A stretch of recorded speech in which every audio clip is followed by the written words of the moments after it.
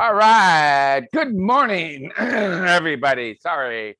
Good morning. I'm Reverend Jerry Federley. It's my delight to welcome you all to First Church of Religious Science in Vallejo. We are live streaming on both Zoom and on Facebook.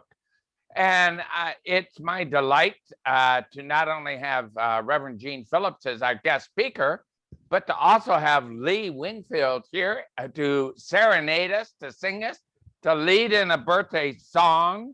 And then he will sing a song before Reverend Jeanne's talk, and then also lead us in a congregational song afterwards, after the entire message. So stick around, don't sign off early.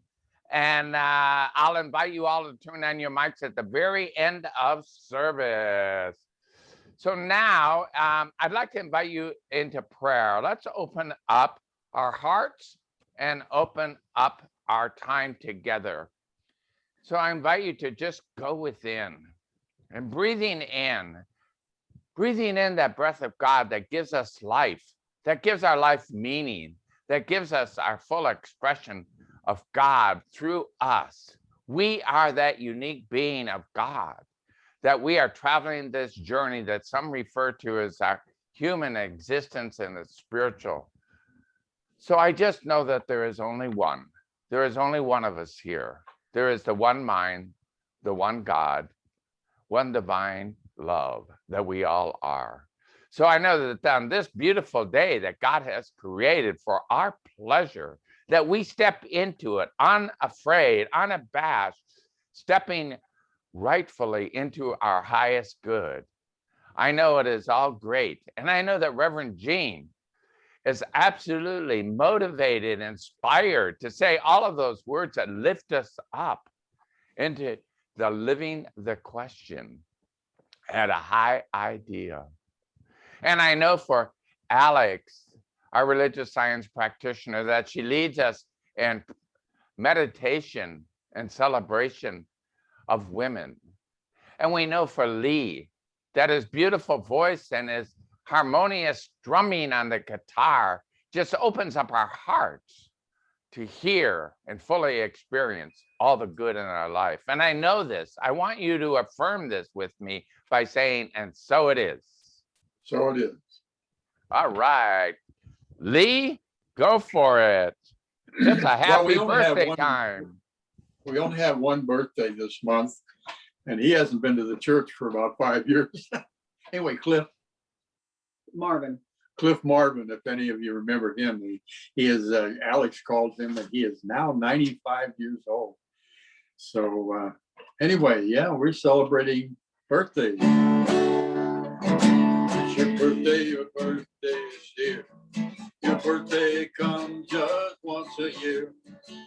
It's time to twist and it's time to shout. It's time to blow the candles out. We want to wish you a happy birthday. Want to wish you a happy birthday. Want to wish you a happy birthday from the bottom of our heart. One more time. We want to wish you a happy birthday. We want to wish you a happy birthday.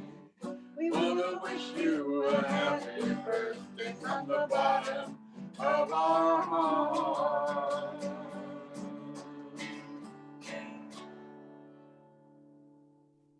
Thank you, Lee. Welcome. Hello. And as we turn the tides or the channel or the zooming, as we say, good morning. Happy to be here with you today. I don't know if you know this, but tomorrow starts International Women's Month, and you're supposed to be wearing purple. I don't even know if you knew that. I didn't know that, but Reverend Jeanne and I are wearing our purple today, and it was totally unplanned. Don't you just love that? So I'm going to talk to you today about two women of our church. And one is Louise Stancliffe, and the other is Linda Moore. So I'll begin with Louise. Louise was born in Oklahoma, and she was with her husband for 50 years, has 4 children, and went to beauty school in Vallejo for 22 years. And went to the beauty school in Vallejo, and then owned and operated her own salon for 22 years in Vallejo. She has lived in her house for 62 years. Her first day at our church was 34 years ago. She has been studying science of mind since 1955. You probably know her best as the best letter writer this side of the Rockies, as she has been sending out birthday cards and messages to members of our church for years. And she has been known to have a Christmas present under the tree at church for people that didn't even know they were going to get a Christmas present. So happy Women's Month, Louise. We love you. Now, my second person is Linda Moore. And I want to celebrate this month also with Linda. She was married to Richard Watts, our practitioner who died 3 years ago. Linda was a massage therapist for hospice, and she was born in Oakland. Linda did massage for a chiropractor and now does massage therapy in her home. And I'm getting a massage on Thursday. She was married 30 years to Richard and has been a member for 13 years in our church. She was the leader in getting our Zen garden together. She has been trained in storytelling. Perhaps you remember her 2 Christmases ago. She is now learning to play the guitar. She believes that touch is a love connection we all need for survival. So please join me now for meditation for 3 minutes.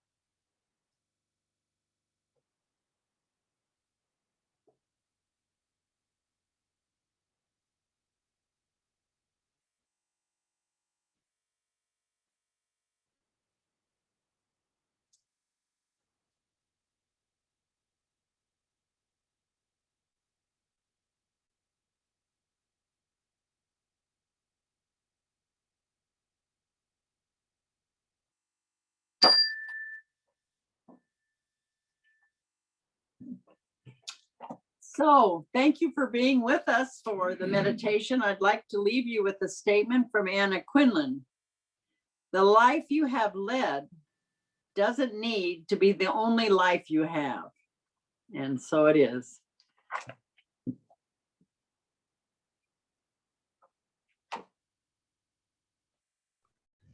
And now we have Lee singing his song.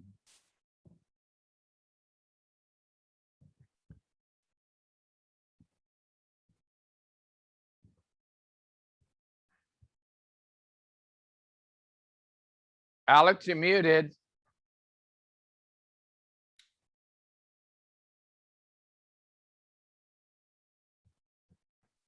Alex, you're muted.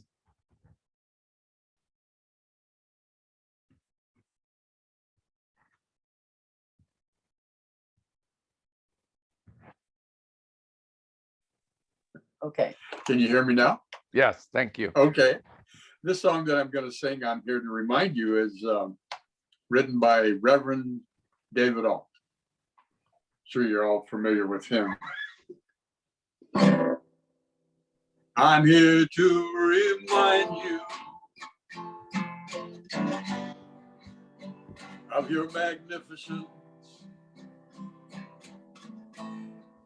to help you awake to all the wonder that you are.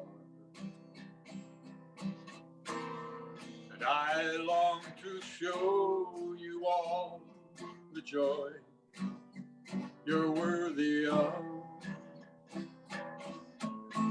I'm here to remind you how much you're truly loved. We are one, a child of God. We are partners on the path. We are spirits. We are light. We are love. You are me and I am you. We'll walk together through this world as we're reminded of who we truly are.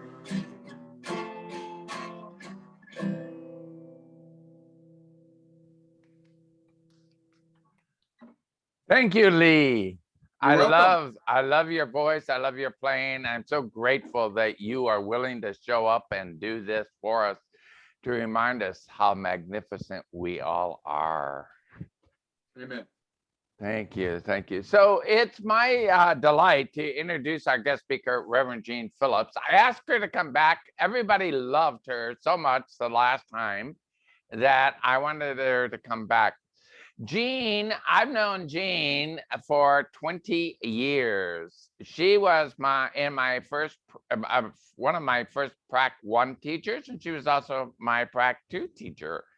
And I have been connected with her ever since that time.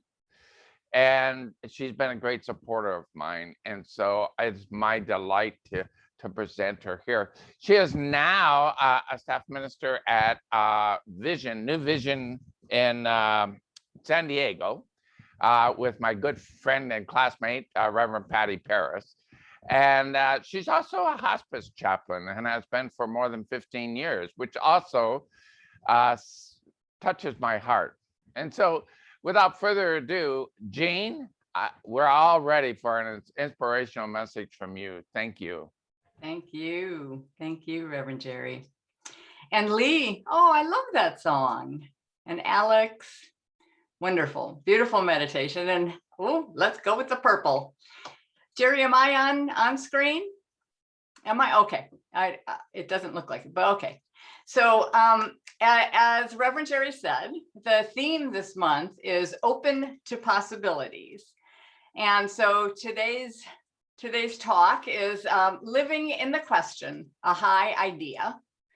So really, we're talking about opening to the highest idea of our lives through the spiritual practice of visioning.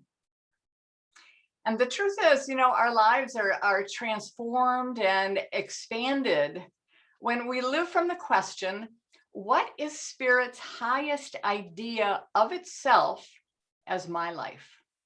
Right? It's a powerful question. But I want to start with the cartoon that I came across that, so bear with me while I share the screen here. There we go. Right? So here it is, the universe is handing a folded message to the ego, who is sitting in a desk in front of him. But instead of the answer to the quiz that they're taking, the slip of the paper says, be comfortable with not knowing. Be comfortable with not knowing, right? And I love the expression on the face of the ego. is not happy with that. And none of us are happy with that, right? Because not knowing is one of the most uncomfortable experiences we have in life. Those times when we're sitting in the dark, the in-between times, the time when something is ended, but the beginning is not yet clear. The road to take is uncertain and we're a little afraid of what's ahead. I know we've all had those times. And how often do we think, can't we just Google the message or Google the answer? But when it comes to questions of the heart, like what is Spirit's highest ideal as my life? There are no internet search engines. Because the answer is not out there, it's inside. And only we can access our answer. Yeah. So how do we catch Spirit's vision? Well, one of the best ways that I know is through a process called visioning. Now, visioning is different from visualizing.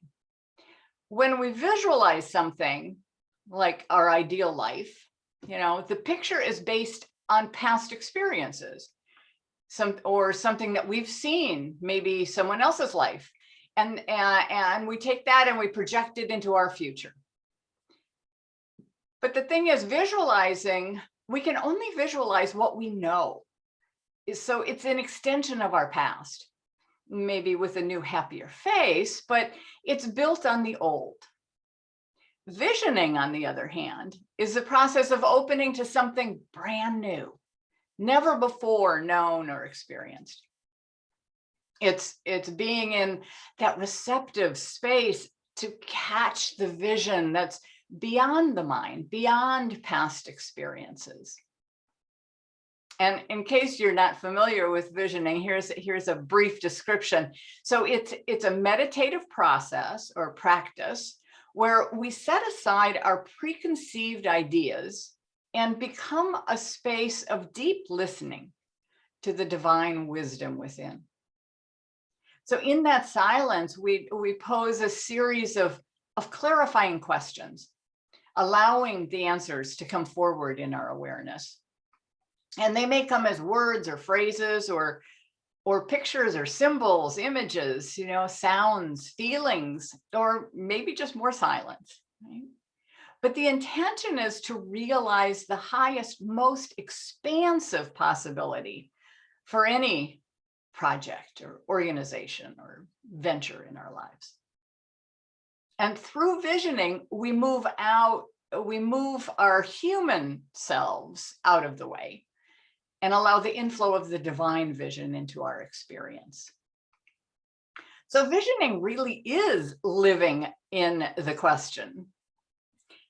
And personally, I'm deep in the process of visioning right now as I move into a new stage in my life called retirement, or as Ken Gordon says, rewirement. I like that. So I've been doing some really deep listening and opening to connect with that divine urge, that is seeking just to express more, to express in and as and through me. And I'm asking that question. What is God's highest idea as my life?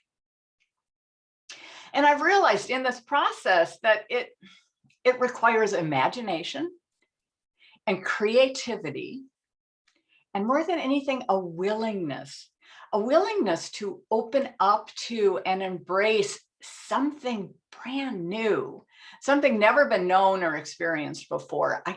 I find myself wanting to keep going back to past things. Oh, like this, or oh, like that. And it's like, no, just stay open to even more.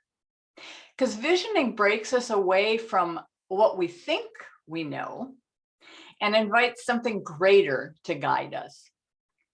There's a great saying I've heard: the heart knows things the mind only thinks it knows. I like the heart knows things the mind only thinks it knows. So it's all about following the heart, right? We have to come from a state of receptivity and openness to wonder, right? Open to just the whole wonder of life, really. You know, for me, visioning reminds me of the summer days when I was a child, and I would just lay on my back in the yard and stare up at the sky, right? I mean, my mind open and still, just taking it all in, the way the children can do. And I remember the feeling of wonder at the endless expanse of that blue sky above me, beyond all limitations, encompassing everything, all of it, even tiny little me, right? And, you know, that experience is a real touchstone for me.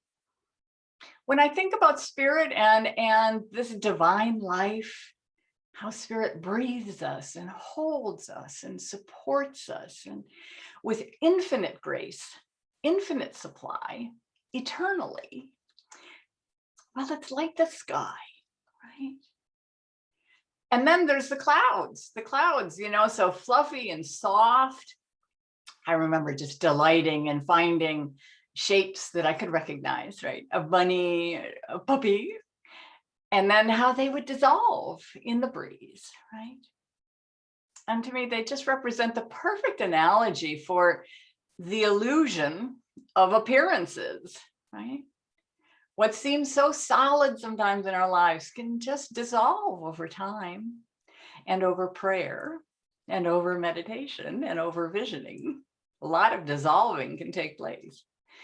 You know, spirit is always taking on and releasing form, because in reality, there is only this infinite spirit in this finite mortal physical form. That's the truth.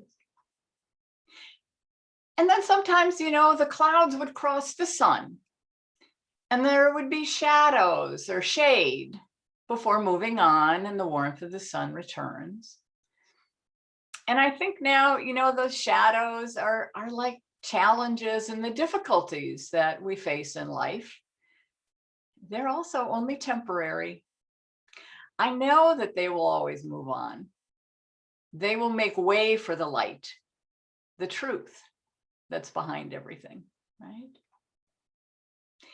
Here's what Ernest Holmes wrote. He says, through spiritual discernment, we see that we have within us a power that is greater than anything we shall ever contact, a power that can overcome every obstacle in our experience, every obstacle in our experience. You know, and that's just, it's a fact, it's a truth. We have that power. So living in the question also requires a childlike curiosity. It's a way of being that seeks out those new and different experiences. You know, we need to be willing to be surprised by life, surprised by ourselves, just in the process of self-discovery. Life is ever expanding, ever seeking more and greater and deeper learning and growth. Albert Einstein once said, I have no special talents. I'm only passionately curious. Right? Albert Einstein, he didn't think he had special talents, but he's passionately curious. You know, we learn through curiosity. It shifts our perspective and opens a new awareness. It heightens our experience of life. So can we become passionately curious about ourselves, our reactions, our desires, right? It's all about cultivating curiosity. And it's also important to determine what is driving our desires, right? Is it ego or spirit? And how do we tell the difference? You know, the ego's desires most of them come from a place of scarcity, right? Backed by that fear of not enoughness. There is not enough out there. I'm not enough in here. And what that does is create this insatiable desire for more just to prove our worthiness. That's ego's cycle. Spirit's call, on the other hand, is one of more than enoughness, right? It's all those qualities of God, wholeness and oneness and creativity and freedom and truth, overflowing, ever available. And it creates uplifting ideas and heartfelt desires.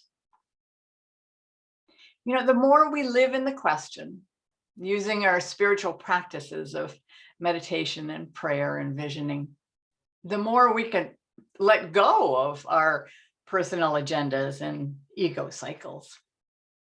Instead, we align with cosmic consciousness.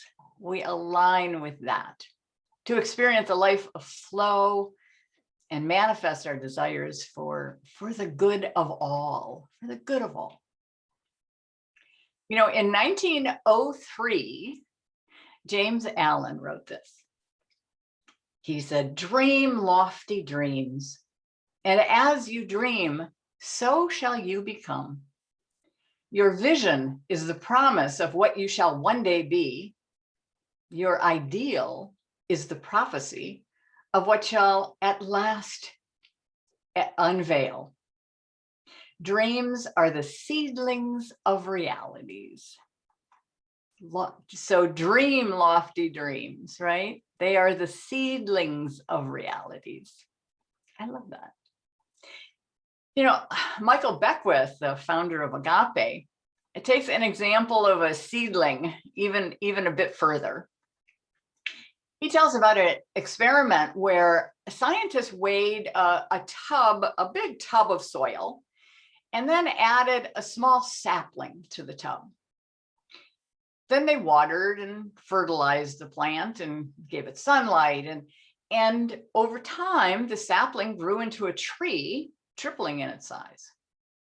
So when they removed the tree from the tub to transplant it into the ground, they weighed the tub again.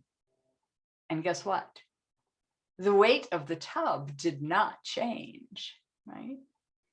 In other words, the tree didn't take anything from the soil. The dirt, the water, the light simply activated the energetic information that was already within the sapling so that it then would grow. So really, out of nothing, the tree flourished and just became more of itself, right? So Beckwith says we're like that sapling. Within each of us is an idea, a destiny, of a unique pattern, a seedling. And it doesn't come from the outside world, from society, or even from your parents. It comes from you. And it was planted there before you were even born. And when that idea is nurtured regularly through spiritual practice, the idea, that grand idea that we each are, begins to unfold in ways never before seen in the cosmos, right? The power is within each of us. It is our destiny. Ernest Holmes again. God's creative power of mind is right here. We have as much of this power to use as we believe in and embody. The storehouse of nature is filled with infinite good, awaiting the touch of our awakening thought to spring forth into manifestation in our lives, right? It's already there. It's just an awakening thought that allows it to manifest. But we must create our own environment for that flourishing, for the flourishing of our gifts, right? We need that water, the light, the nutrients, like the tree did. And we do this by our spiritual practice, meditation, prayer, celebrating, loving, guarding our thoughts to keep a high consciousness. These are the things that allow the flowering of spirit to take place. Out of nothing external, the giftedness of your soul begins to emerge. Michael Beckwith put it this way: when your thoughts and actions begin to align with the imperatives of your soul, you enroll the full support of the universe. Unimagined possibilities begin to open up as you synchronize with the divine. Unimagined possibilities begin to open up as you synchronize with the divine. So whether we're challenged by others, by circumstances, or by our inner states, every challenge tells us that our soul, our essence, is just simply seeking to express more completely, to love more deeply, to understand more fully. And it's meeting resistance. It's meeting a resistance within us. It's a block or an old belief, something that's not aligned with the truth. So, that's why in the visioning process, there's another question that you consider. The question is, what do I need to release in order for this divine idea to flourish? What do I need to let go of to receive more, right? So for me, it's letting go of the safe, the familiar, the full-time job in order to open to more, to be available to a greater expression, a greater service, right? Because ultimately the truth is, we're not here to simply manifest our own personal desires. We're here to be of service to others. We're here to create a world that works for everyone.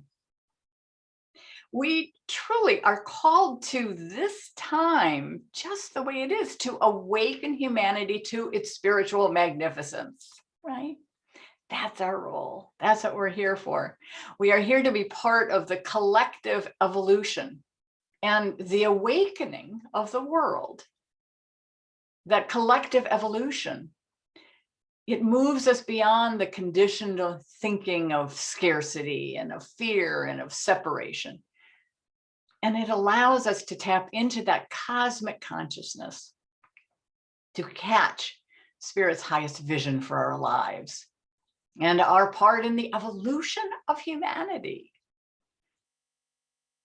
So really, the larger ultimate question is, what is Spirit's highest idea for a world that works for everyone? And what am I to be, to do, to become in order for that vision to be realized? That's the question. And visioning is a powerful practice to lead us on this journey, to awaken to infinite possibilities for consciously creating that world that works for everyone. And it all begins with that question, the quest for a high idea, the openness and the willingness to receive the highest vision. The poet Rilke writes this. I love this poem. Have patience with everything unresolved in your heart and try to love the questions themselves, as if they were locked in rooms or books written in a very foreign language. Don't search for the answers, which could not be given to you now because you would not be able to live them. The point is to live everything. Live the questions now. Live the questions now, right? Be comfortable with not knowing. Yeah. And then be open to that divine vision that emerges when we ask. Yeah.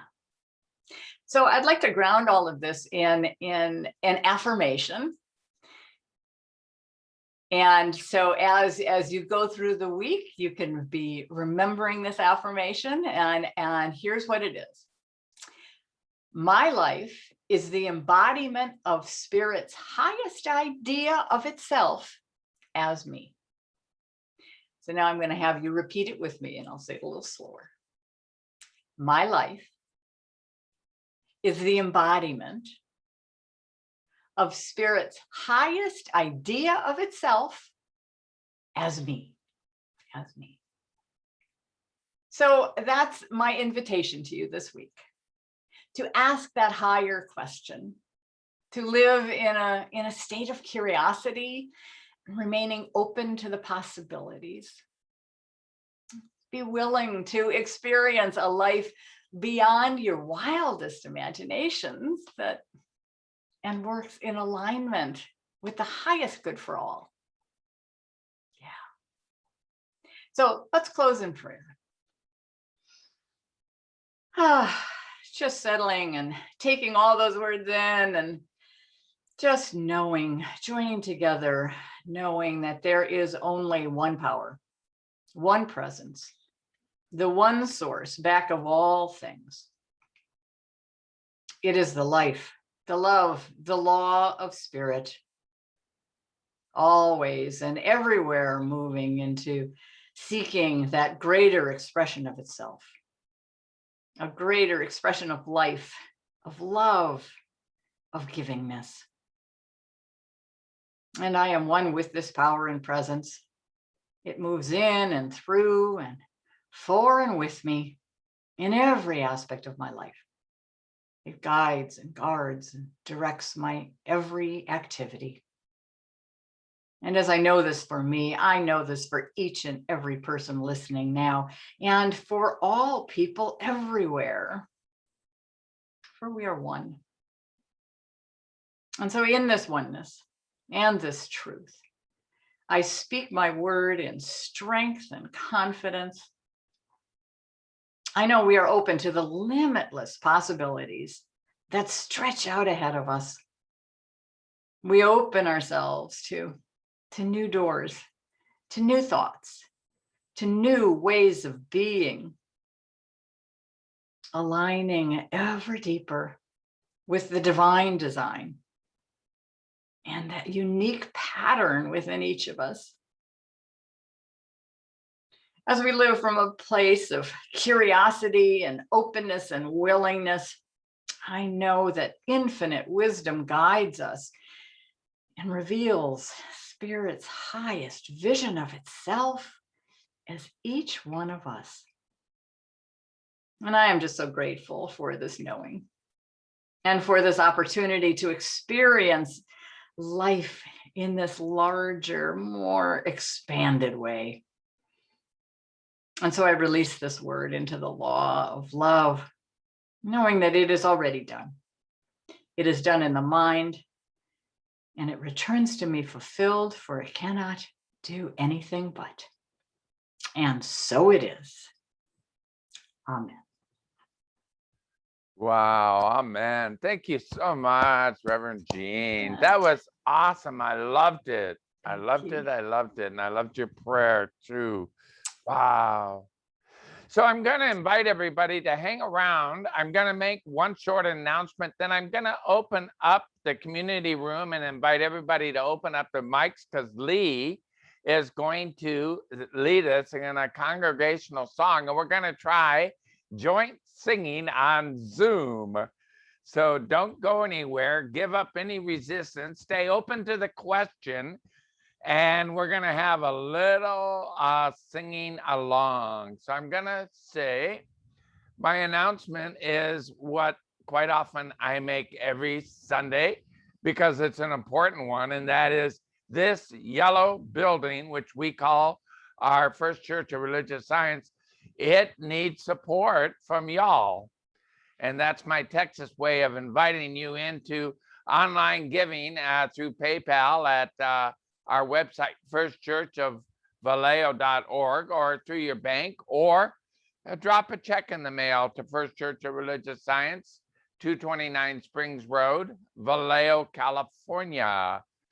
And so I'm also going to now invite you all to open up your mics, and I'm going to pull up a screen share. And once I see that most of us have ourselves unmuted, I'm going to invite Lee to start singing. But I'm going to, Lee, if you'll wait until we have more people.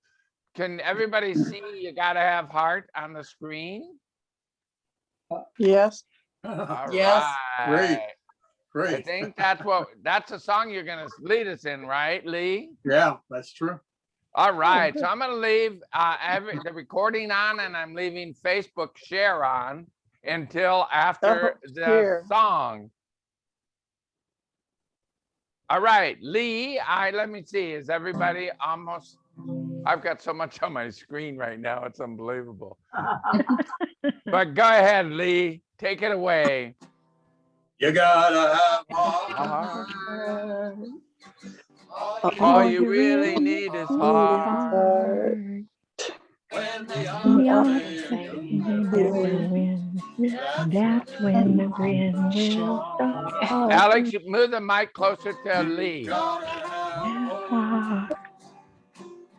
Shouldn't sit around and know Nothing's as bad as it It may appear to be a cheer and hope. when you're Your lucky. luck is Nothing's mine. zero. Get your Get chin your chin up off the floor. Listen, This you thing can will be be a a hero. You There's belong nothing to to do it, to do it. You gotta Gotta have have heart. heart. Miles Miles and miles and miles apart. Oh, it's fun to be a genius, of course. Keep that That's old before it's hard. First you You gotta gotta have heart. when your luck is at Zero. Get your Get your chin up off the floor. Listen, Let's you see can if we be can be a hero. You can There's do nothing it. to do but to do Got it. to do it. Do it. You gotta Gotta have have heart. heart.